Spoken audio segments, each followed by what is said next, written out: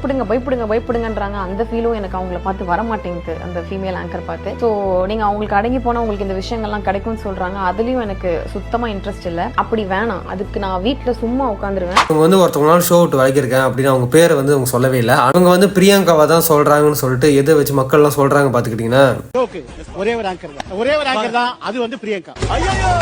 தெரியுமா மணி, ஆங்கரிங் பண்ணும்போதெல்லாம் நான் அவ்வளோ டிவில வந்திருக்கேன். குக்கிங் பண்ணும்போது என்ன டிவிலே காட்ட மாட்டாங்க. நான் பேசாம இதே பண்றேன், நீ அங்க இருந்து கூடாது. பிக் பாஸ் ஷோ பார்த்துக்கிட்டிங்கன்னா மக்களுக்கு பிடிச்ச ஷோவாக இருந்து பிடிக்காத ஷோவாக மாறினுச்சு. அன்ஃபேராக எல்லா விஷயம் நடக்க ஆரம்பித்தோன்னு தான் வந்து மக்களுக்கு வந்து அந்த ஷோ பிடிக்காம போச்சு. இப்போ குக்கு வித் கோமாளியும் வந்து இப்போ இதான் பண்ணிக்கிட்டு இருக்குது.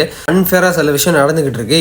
இப்படியே போய்கிட்டு இருந்துச்சுன்னா இந்த குக்கு வித் கோமாளி ஒன்றும் கூடிய சீக்கிரத்தில் பண்ணிட்டு போக வேண்டியதான். எந்த துறையாக இருந்தாலும் சரி, நம்ம திறமைனால நம்ம அறிவுனால தான் அந்த துறையில் நம்ம வளர்ந்து வரணும். ஆனால் இன்னொருத்தவங்க அடிச்சு இன்னொருத்தவங்க மேலே ஏறி வருது ரொம்ப ஒரு கேவலமான விஷயம். பிரியங்கா, மணிமேகலை இவங்க 2 சைடில் கிட்ட வந்து நான் இருக்குன்னு நீங்கள் கமெண்ட்ல சொல்லுங்கள். நான் உங்களுக்கு கிரேசி.